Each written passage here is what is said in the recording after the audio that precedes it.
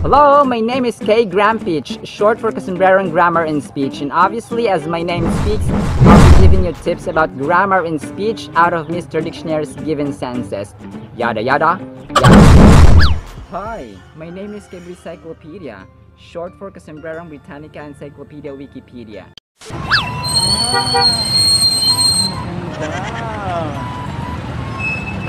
Dodo is really enjoying this video. I just don't believe it. Our vocabulary term is fractious. Fractious. Ano kayang pasalubong ni Toto pagbalik niya dito, ha? Kinalimutan niya na ang big club. City boy na siya ng Mr. Dictionary. Ay nako, ang fractious mga sombreros ay adjective. Ito po yung paglalaro natin sa mga taong sa tropa mong madaling magalit, mainisin, bugnutin, nako, bad-tempered, at madaling ma-upset mga sombreros, at reklamador.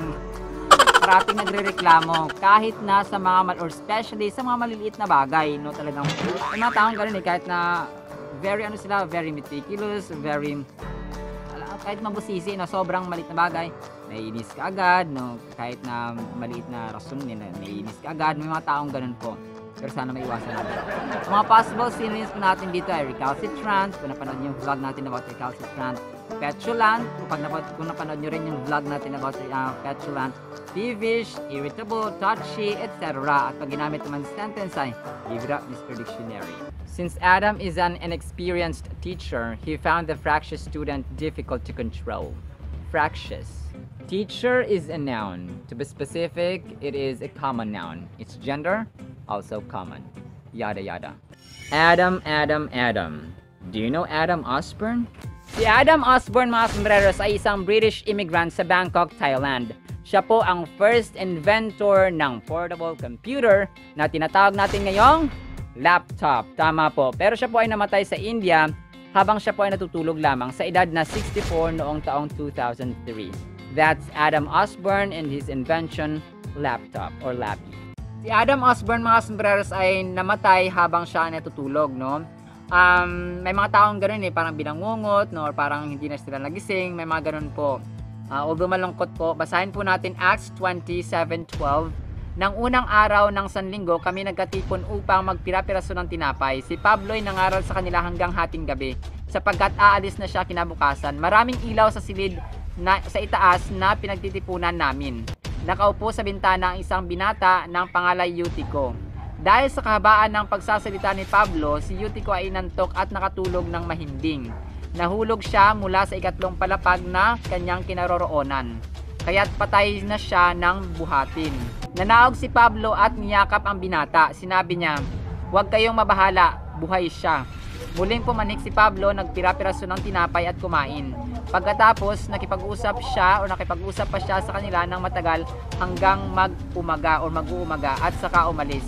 Ang binata naman ay buhay na iniuwi at ito ay nagdulot sa kanila ng malaking kaaliwan. Mga sombreros, hindi man natin ngayon nararanasan o hindi ka man nakakita ng literal na namatay na o natulog tapos namatay tapos binuhay muli. Nagpapatunay lamang ito mga sombreros na si God the Father o si Jesus Christ ay ang Diyos na mga buhay at hindi mga patay. He has the power to resurrect or buhayin ang mga patay.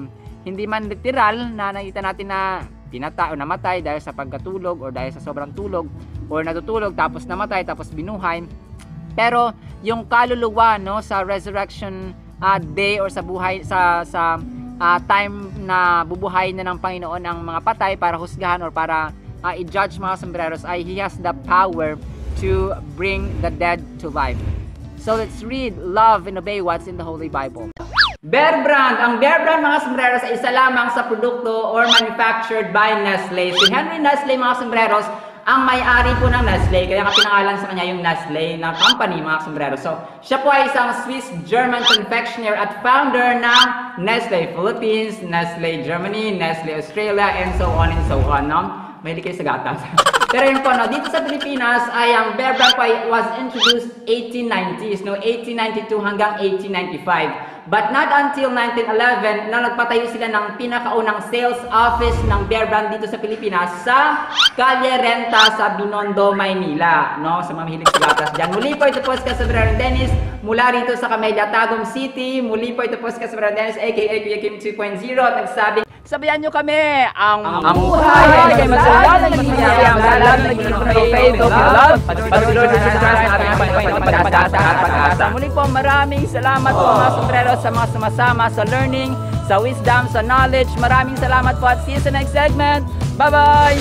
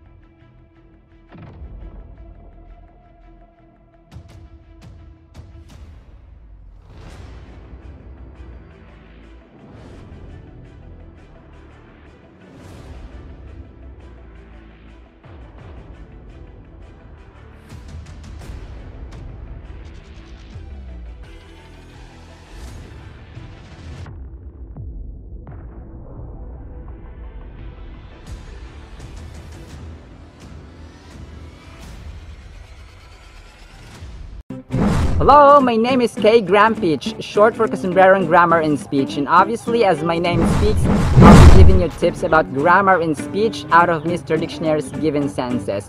Yada yada, yada. Hi, my name is Kay Encyclopedia, short for Kasumbrerong Britannica Encyclopedia Wikipedia.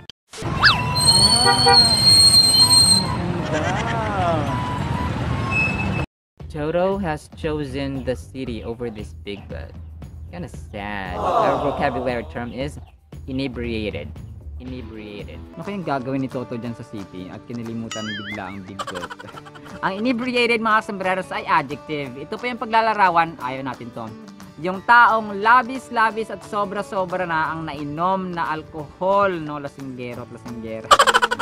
Ano, ayaw po natin to. Ang mga possible synonyms po natin dito ay drunk, intoxicated, blasted, wasted. Ang blasted at saka wasted po ay slang terms lang po mga sombreros, etc. At pag ginamit naman sentence ay give it up Mr. Dictionary. Frederick leaves the bar inebriated, leaving a quick show of ignominious disgrace. Inebriated. Leaves is a verb. Leaves is a verb with S because it is in singular form to agree with our singular subject, Frederick. The past tense and past participle of it, left. Frederick. Do you know Frederick Banting? Si Frederick Banting mga sombreros ay isang Canadian physician na kasama si Charles Best ay unang nag-extract o isa sa mga pinakaunang nag-extract ng hormone insulin sa ating pancreas. Ginawa niya ito o pinaglaanan niya ng maraming panahon dahil meron siyang close friend na namatay dahil sa diabetes. No? Ang pangalan po niya ay Jane. So si Jane po, he described her as energetic, no, smart, matalino, pero she suffered weight loss at matinding uhaw. So eventually siya po ay namatay. Kung kaya pagkamatay niya, parang nagpursige siya na makadiscover pa ng paraan para malabanan ang sakit na diabetes.